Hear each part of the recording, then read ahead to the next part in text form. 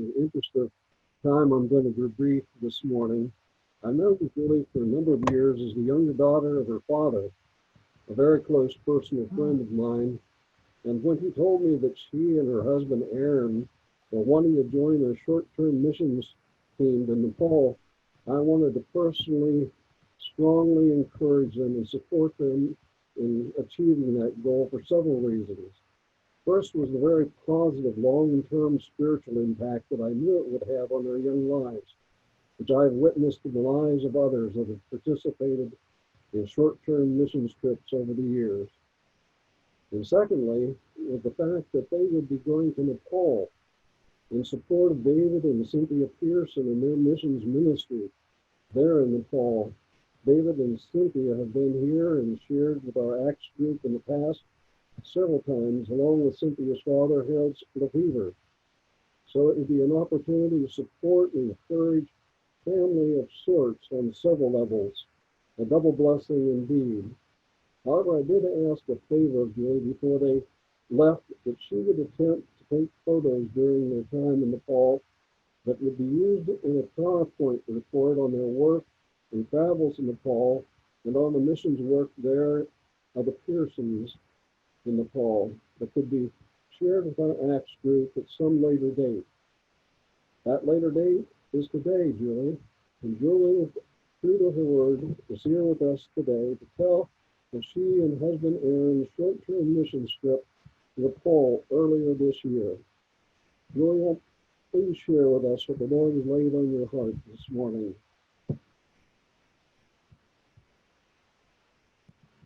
Am I good to go? Okay. I think so. So originally, this week, Aaron was supposed to be working today, so he wasn't going to be able to join us for the presentation, but his work gave him a surprise day off. So he's here to help me share as well about our trip together, which I'm excited about. So I think it's kind of hard to truly encapsulate 2 weeks of our trip in photos because we did so much while we were there. It felt like we were there forever. So we accomplished a lot in a really short amount of time. So the pictures that we chose to share were kind of the highlights of our trip, but definitely not everything that we got to do while we were there. So let me just pull this up. I didn't check. Sorry, I didn't check a box. Okay, we're good. Okay. Can everyone see okay? Okay, perfect. So we were in Nepal from February 16th to March 1st. And 2 of those days were travel time, just flying on airplanes. It took 2 full days to get there and back. Yeah. Yeah, and even in the airport, kind of being there as a group, there were a couple opportunities. Some of our group members had even gotten to share about Christ in the airports on the way there. So our trip kind of started before we even got over to Nepal. So Aaron is going to share with you guys some of the demographics about where we were going and things like that. Well, right before the demographics, this is just a picture of the team that we sent over. There were 10 of us. A lot of us were young people, ages between as young as, 19, I think? 17, who's a student still in high school, with an age range going all the way up to, I think, later 50s. With Art and Annetta, they own their own store. Our team leader is the gentleman third from the left on the front row. His name is Lawrence. He was kind of our team leader, and we rallied around him, but that's just a picture of our team. I figured we'd throw their faces in there. Thank you. Yep. All right. So these are our first couple pictures about getting into the trip here. So before we go in, I think it's a little important to discuss some of the demographics of what Nepal is, kind of what the area and the lifestyle is before we actually kind of get into it, give some background. So Nepal is actually a tiny country. It's about the size of the state of Pennsylvania. It's sandwiched right in between China and India. There's about 28 million people in this country. So it's a really, really small space, a lot of mountains, a lot of terrain, with a lot of people crammed in there. A majority of the religion that people believe in over there is a mixture of Hinduism and Buddhism. There's actually only about 1% of the people who are Christians and follow Christ. So there's a much needed presence for missions work over in the country, which is why we were so happy and thrilled we could be part of the Pearsons and helping them out for a couple weeks. Definitely. So the picture on the left includes a few more people who were actually our drivers. We flew out of Philadelphia.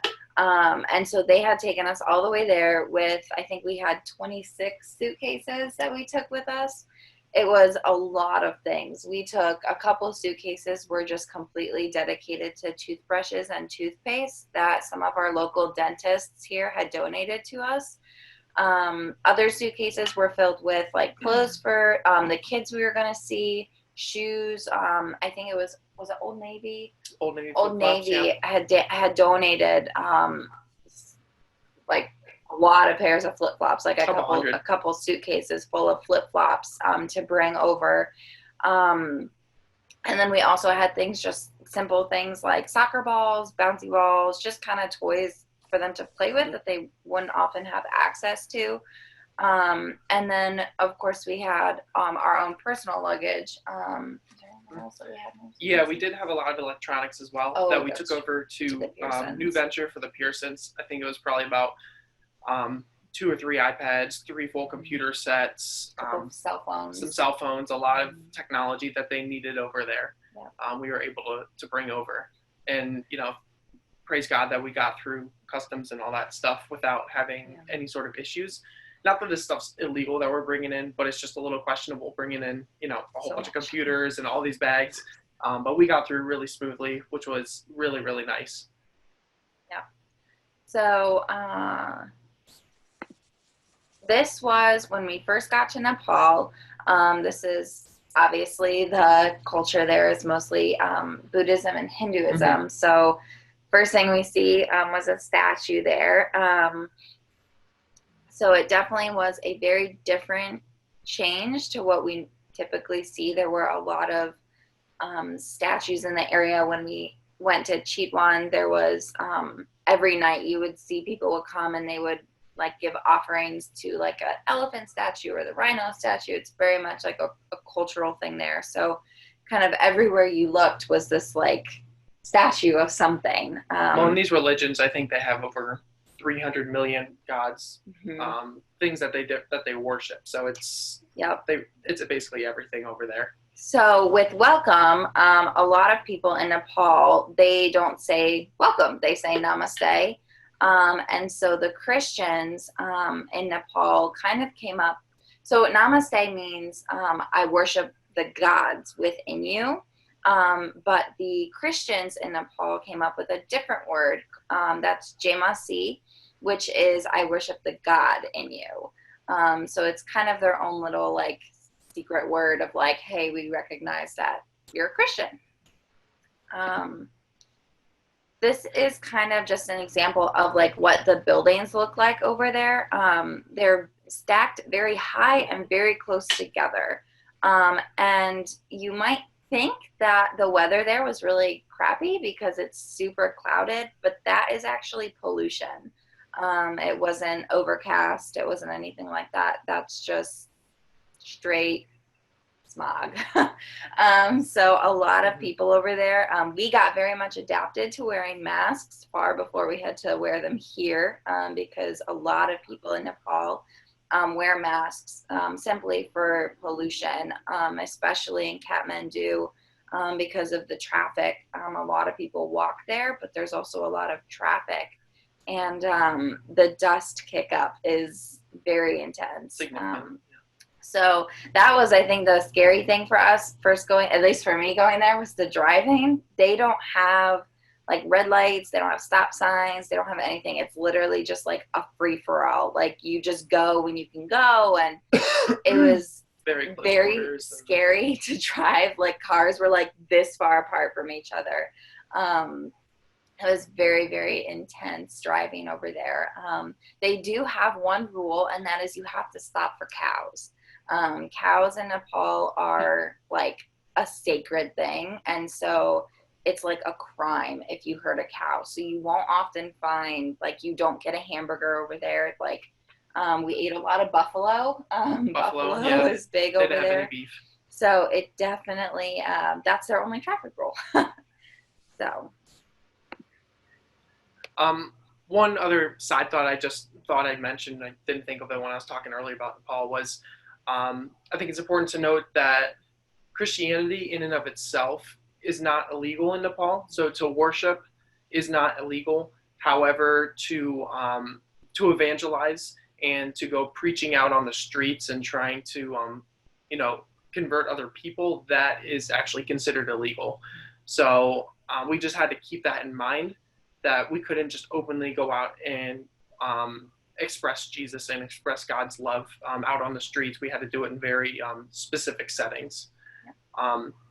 So continuing on, those cities those pictures you saw on the last slide was of Kathmandu. That's the capital of Nepal.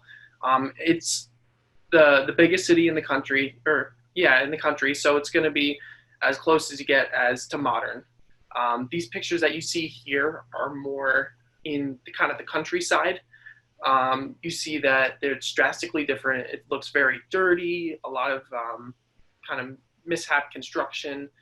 Things look kind of not done. It's definitely a significant change. So you can see kind of the poverty levels vary. If you're in the city, it's more of that modern type of city feel versus out in the country when there's things very poor and you have to kind of make ends meet and make it do with everything that you have out there. Yeah, on our drive, we drove 2 hours? No, 4 hours? 4.5, 5 hours, yeah. Over to Chitwan, and the drive there, like when you pass, like, I don't even want to say homes, but they were, to those people, it was very much a different look than it was in Kathmandu. A lot of makeshift huts and things like that. So this is our team in our van. The guy in the red sweater in the second row back, that was our translator. His name was Sajas, and he was great. We all got along so well with everyone who we worked with. If you look, it's kind of hard to, but 3 rows back, the girl on the left, she was a nurse, and she worked with the girls so she also translated for us, but she worked specifically with girls at New Venture who were like prone to sex trafficking or had been sex trafficked, and young girls who she like helped educate, build businesses, things like that. And she came with us to Chitwan, and she translated for us and ran activities with us with the kids in the village. And she was really great. She actually recently just had to get sent. She's from Brazil. She just recently had to get sent back to Brazil sooner than she had expected. So she kind of had to pick her whole family up and go back. So that was incredibly sad for the Pearsons, having to lose someone so soon. So this was in Chitwan. You can kind of see in the left picture, that's on a rooftop that we were at. It's definitely kind of city-like. But what was really cool about Chitwan is the rhino on the right. He's kind of like a town rhino. Like every morning he would get up and walk through the town, like down the main street. And people just kind of, like, they weren't in shock that he was, I mean, we were in shock, but this rhino just kind of was walking through the town every morning. And then every evening he'd walk back to the other side. And this rhino had actually been rescued by the people in Chitwan when he was young, and kind of just became a part of the community. And people every morning you'd see, like, we went on walks in the morning and you'd see people just like walking their elephant down the road. Like that was a very common sight. And so I loved it because I mean, I love elephants, but it was really cool to see how, like, it truly was like when God said to incorporate like people and animals, like this was like what I pictured, like elephants walking down the street, a rhino just like chilling, walking down the road. Like people were not in shock of him, and they could get pretty close to him. I don't think I ever saw anyone touch him. I don't think that was not a thing we did, but it definitely was. Cynthia had to yell at me a lot because I always wanted to touch the animals, but she had to warn me that not every animal wants to be touched. So while you could reach out and touch this rhino, it definitely was not advised. All right, so now getting into the first real day that we did a lot of missions work. You know, the first couple of days was driving, unloading our package and all the suitcases for the Pearsons. This was our first day of really kind of getting into the work, which we were really excited for. So the picture on the left is kind of where we had to start to get to this village. So to put in perspective, we stayed at Chitwan. We would have to drive an additional 45 minutes out into the country, and right at this spot on the left-hand picture, and then we would have to hike an additional 45 minutes to get to this village because roads were just not uphill the whole way, there. like truly uphill the entire way up. So if you're looking at the picture on the left, the village actually kind of sits right in the middle of those three little mountains, right at the bottom of it. So it's a pretty good distance. We definitely got our workout. And it looks flat, but it's not. I will be the first to tell you it is not flat. And it was definitely a pretty hard walk. We also had a bunch of gear, baggage, all this stuff we were bringing up. Well, the first day you guys brought, they were putting roofs up, and they had like sheets of metal that they had to carry from the car up. Like it was, the guys I think carried more than the girls did, to be honest, but it was. Well, to put it into perspective too, with that, I mean, we were struggling just with this. Meanwhile, we're walking up one day and we see this little woman, this petite woman, she's probably no more than 100 pounds, maybe a little bit more, carrying this 75-pound bag of rice, like from a strap on her head, walking up this thing like it's nothing. Like, it's absolutely crazy, the cultural difference. So the picture on the left is the center of the village. The village is pretty spread out with much different homes, but they gathered everyone in the center. If you look kind of at the buildings in the front there, that's what a lot of the buildings are, concrete base with, some maybe tin roofs. There are some that still have those huts that you'll see a little bit later here. If you look off to the left of this picture, you see kind of that roof jutting out from the left. That's actually the roof of the church building. You'll see another picture of that in a little bit. So that's us girls on the left. Apparently, the woman who is the nurse, what was her name? Oh, shoot. Anyways, she was convinced that these kids would love to see us dress up as clowns. And so she brought all this clown stuff, and I have never been stared at with the most like unknown look on their faces by these kids. They didn't really know how to approach us dressed like this. And so we were like, look, like I can't wear that. Like they just didn't know how to. So we took everything off, and then they like kind of got to know us more. But I think seeing not only white people, like to be honest, white people, and then you put like them in clown costumes, I think it was just like overload of a very different cultural change. But on the right there, we had brought coloring pages for them, so that they could kind of experience, I guess, something a little different. That's not something that they would often find in these villages. I mean, they'd have to hike. I mean, for us, it was a 45-minute walk down plus a 45-minute drive just to get to the nearest store. So for them, it'd be like probably a day's walk to get down to any type of other civilization. So while the ladies were doing that, all of us guys, we hiked up an additional 30 minutes or 45 minutes up this mountain to basically work on the house of this guy. So if you look on the left, that's the picture of what it looked like before. It's made out of straw huts. It's made out of just a kind of a wood foundation. It's very makeshift. It was leaking all the time. In that hut itself, I think there were 6 people living in it. It was the guy's wife, a couple kids, and I think his mother.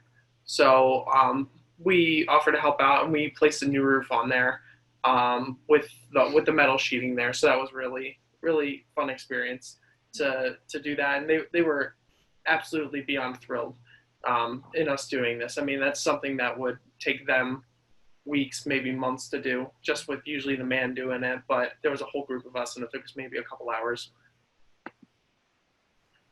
So one of the things that, like we had mentioned, we brought toothbrushes and toothpaste, and while the men were building roofs, we taught the women and children about dental hygiene and just about hygiene in general. The water in Nepal is extremely contaminated, and so oftentimes, like, kids will wash their hands and be like, yeah, my hands are clean. And then they'll eat or they'll do something like that. And oftentimes a lot of people have parasites over there because of the water. And because they can't see the germs, they don't know that their hands are dirty. So we did bring water filters up to this village. And so that was one of the things that we had talked about, was how to use your water filter to brush your teeth and have just general hygiene, like washing your fruit before you eat it, things like that. So these are all of the water filters that we brought. The guys, this was on our second day at the village, the guys had drilled all of these holes in the top of the buckets. And so they spent the afternoon doing that, prepping all of these buckets to hand out. It's about 150 of them total. Yep, and I think we gave them all away. I think there was like maybe 2 left. Every single one, yeah. So this is a video of Mr. Pearson, Dave Pearson, and another translator. His name's Ravi. They are explaining the water filters, and this is just an example of like the language that they speak, and you can kind of hear Ravi translate for Dave. Philippines This filter will last you up to 10 years if you take good care of it. अनि तपाईले राम्रो सुरक्षितसँग चलाउनु भयो भने जान्नु भयो भने 10 वर्षसम्म टिकाउ हुन्छ यो है. It also is very portable and easy to move around if you need to move and take it with you. अनि तपाई यहाँबाट कतै जानु पर्यो भने पनि यसलाई चाहिँ सजिलै लिएर जान सक्नुहुन्छ. It'll also provide clean water for up to 20 people every single day. अनि एक दिनमा 20 जना जतिलाई चाहिँ शुद्ध पानी यसले चाहिँ उपलब्ध गराउँछ है यो फिल्टरले. So this is big enough for your whole family and for another family you want to share with if you'd like. अनि यो चाहिँ तपाईको परिवारको लागि पर्याप्त छ र तपाईहरुले अर्को पाहुनाको बेलामा साथीभाइहरुलाई छिमेकीहरुलाई पनि पानी प्रशस्त खुवाउन सक्नुहुन्छ यसैले है. It's very easy to maintain. अनि एकदमै सजिलो छ यसलाई चाहिँ सफा राख्नलाई बनाउनलाई. You never have to take it apart. अनि यसलाई चाहिँ खोल्नु पर्दैन तपाईहरुले. There's no chemicals inside of this. अनि भित्र केमिकलहरु त्यस्तो किसिमको रासायनिक कुराहरु केही पनि छैन. It's just a filter with very small holes. अनि यो भित्र चाहिँ फिल्टर छ, सानो छिद्र भएको फिल्टर हो. So that's just kind of an example of the language. It was definitely a very large barrier, I would say. It was very difficult to communicate without a translator, especially to the people in the village who had never heard English before. Like, they couldn't pick up on any of the words we were saying. So the first day or two, we got a lot of blank stares trying to like explain with our hands or like describing things like that. So it was often that we had to have a translator with us. Well, not only that, but they didn't even speak the Nepal language. Right. They only spoke a specific tribal dialect, which is why we chose these couple of translators to come with us. So this is Aaron handing out the water filters that we had brought. And I think every family got like 1 or 2. And they last like 10 years. Like we taught them how to properly care for them. Yeah, that was one of my favorite parts, was handing those out and just seeing the looks on their faces was absolutely astonishing. I mean, all these people knew was just they had water. They had no idea that it was dirty, that this is why they were getting a lot of health issues. But when we talked to them about that and handed out these water filters, I mean, they were beyond ecstatic. They were so ecstatic. And I think the important reason of why we did this, it's not just to give out water filters. Obviously, that's great. It's going to help them physically with their health. But we did this at the church over in the center of the village. So we had gathered everyone and brought them to the center at the church, gave them the water filters. And not everyone necessarily believed in Jesus, and we're not Christians. So basically what we did is we made the pastor of this church kind of look like a superhero. We kind of give him the credit, kind of said, he's the one that helped organize this, helped us get these water filters. So it made him look like a superhero in that community. Well, he came up to us after we were packing up to leave and had said, like, you've made me a hero in my community. And what that does then is that kind of gives him an access point to get into their houses. So basically stop by, say, hey, how are the water filters working? Do you need any help? Blah, blah, blah. And then he'll say something along the lines of, hey, well, this is physical water that can actually help you with your daily living life. Let me talk to you about the spiritual water of Jesus Christ, where you don't ever need to get be thirsty or have a drink again. And kind of gives them an access point of being able to share the gospel with them, which is the whole reason why we did it, not necessarily for the health benefits. So this was the church we had gone to in Chitwan. We had to wear, all of the girls had purchased when we got there. They're called kurtas. They're a specific, like you can kind of see in the photos, they're a specific type of dress that the women wear to church. The men and the women are separated on each side of the rug there. And it was very interesting to not understand anything that they were saying during church, but still being able to really feel like God in the room, like kind of bonding all of us together. Like people were happy that we had come and were thankful that we had been there. And I think was this the church that they had brought the water to the first time, or was that the second church? First time. Yeah. So this church, they had actually done a water filter distribution the previous missions trip.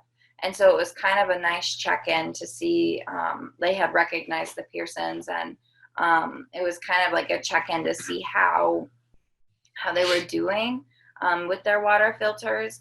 And we had an opportunity to pray for people in the church. And I will say it is very emotionally, physically, and spiritually exhausting to pray for that many people at one time. I remember leaving there feeling like very dizzy and very hot and being like, oh my gosh, like when there is so much prayer going into that room and like everybody around you is praying, like it's very intense. And it was like a very impactful experience. This was our third day in the village. We had distributed vitamins to them.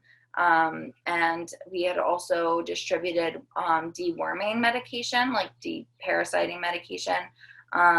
And all of them, I think, took that. And then the picture on the right there, that's actually what their church looked like. It's a very one-room, small building, but they had like roll-out mats that they could put down. So yeah. So fast forward, this is just after Kathmandu, or after Chitwan, we drove back to Kathmandu. This is work that we did inside of New Venture. This is where the Pearsons are working out of. And we just did a lot of stuff that they didn't have time to do, like painting the walls, setting up technology, helping out with some of the smaller projects. So we did that for about 2 or 3 days to really just help them out. Yep. Then we visited some schools, and these schools were public schools there, so they did not know God at all. So we had to be extremely careful about how we went about talking about hygiene. Like we couldn't bring up God at all, but it was just the fact that we could go and bring toothbrushes to these kids. And then Aaron and I both wanted to share a quick, like, impactful experience. Not that the whole thing wasn't impactful, but sorry, gentlemen, if this is a little too much information for you, but the ladies at the village had an opportunity to pass out reusable sanitary pads, like feminine hygiene products. And we had only brought with us maybe 70. And there was definitely more than 70 women in this village. And I just remember we were reaching into the bag and just handing out bags. And by the end, it was all over. There was still like 5 left, but we for sure handed out way more than 70. Like, it was like the Lord just kept providing like these things. And by the end, we were like, how is it? Well, not, I know how, but like we passed out to probably like over 100 women and still had extra. It was really, really amazing to see how it didn't even dawn on us that that it wasn't a fear that we were going to run out. It just worked. So that was mine. Yeah. I have 2 things I want to mention. The first thing would be just how giving that these people really were. I mean, we were walking into these villages, and we have so much here in the United States. I mean, we're carrying hiking gear and like all this extra fancy stuff. But these people are just willing to give everything that they have, the food that they have, the shelter that they have. They just want to give it to us, just to bless us. And that's just a cultural thing there, I think, but they just really wanted to bless us, and we were really happy to be there. I'm like, no, we're here to help you. We don't want to take from you. We want to help you. So I think that was just really, really amazing. And the second thing for me was just the worship experience, being in that church. So I'll never forget the first day we were in that first church. And of course, like Julia said, we didn't understand what they were saying. But for me, it was almost like a little piece of heaven, right? You know, it says in Revelations that at the end of it all, when we're all up in heaven, people of all nations, all tongues are going to be up in heaven worshiping God. And that's kind of what it was like for me. And I kind of felt that really, just listening to the songs they were speaking in Nepali, just like the presence of the Lord was there, and you could feel it. And to me, it was just a feeling and experience I've never had before. And it was just absolutely exhilarating. It was just so phenomenal to feel like God was right there. And it was really great. A really quick story about this beach. We had made a stop at some like random station. Like, we were not supposed to have stopped. Yeah. But we weren't supposed to have stopped. And we looked down and we saw this gorgeous beach and river. And we were like, we have to go down. Like, we just have to. And so our group went down, and just amidst all of this, like, disheveled buildings and shacks for homes was this, like, gorgeous, just natural beauty of God right there. And I just remember we were all walking on the beach together being like, I can't believe we're in Nepal walking on a beach together. Like, and just to see, like, people were in the river fishing, they were like trying to get rocks out, stuff like that. Like, this was very much like a staple river where we were. And all of that happened because we weren't supposed to stop, and we did. So these are just a few more photos of kind of the landscape. This was the trail. The trail on the left is what we were walking up to the village. And this was... So this was on the last day we were going to all these schools. One of the schools in Kathmandu is kind of on this really, really tall mountain, this tall peak that looks over the city. So this is just a couple pictures we took from there. And luckily it had rained the day before, so we actually could see the mountains. Literally, they were in and out in 5 minutes before the clouds covered them back up. This is Cynthia. That's Mount Everest right there. It was actually a clear day where we got to see Mount Everest. It was so, so amazing to see. And it all passed in just a couple minutes. We were up there, saw it, and then the clouds came.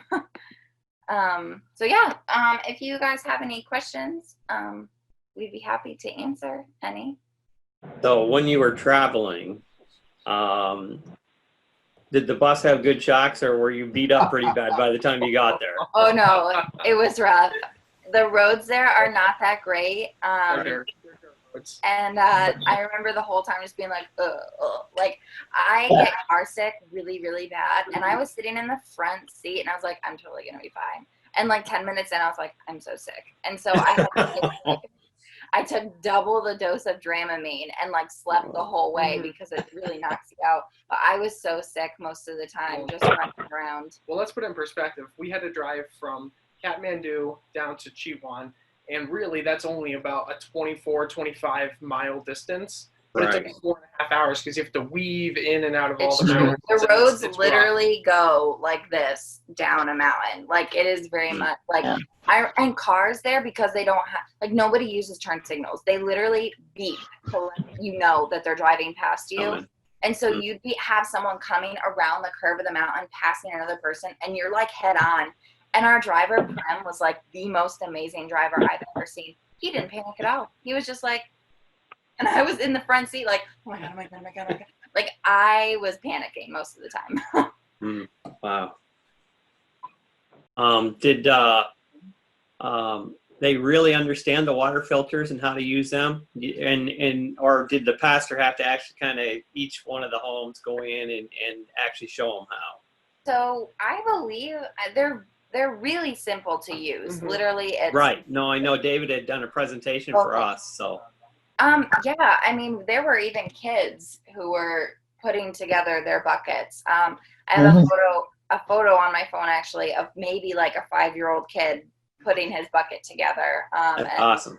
Like they were, I would like to say that they understood how to use them by the time we left. A little confused in the beginning, but by the end of it, they were definitely getting it. Good. Yeah, I will say I couldn't be 100% sure that they truly understood like the importance of using filtered water, but I think they're just happy to have something, you know what I mean, that is different than what they normally would have. Lord God, we just want to just thank you for your love, thank you for your power that you give for us. We just want to ask for your continual blessing through these chaotic times with everything with COVID-19. They continue to help everyone safe, not only just to keep them safe, but just help us just survive through all of this, to come out better on the other side. I just want to thank you for the experience that we had in Nepal. It was truly life-changing for myself and for Julia and our team. I really hope that we had the same type of impact and change on those people over there, and a lasting impact that's going to last even longer than just the 2 weeks that we were there. I just pray that you continually will be with the Pearsons. They gave up everything, gave up a comfortable life here in New York, and moved everything that they had over to Nepal, or gave up everything they had and moved to Nepal. And that's the definition of being a true follower of Jesus right there. I just pray for continual blessings and guidance with them.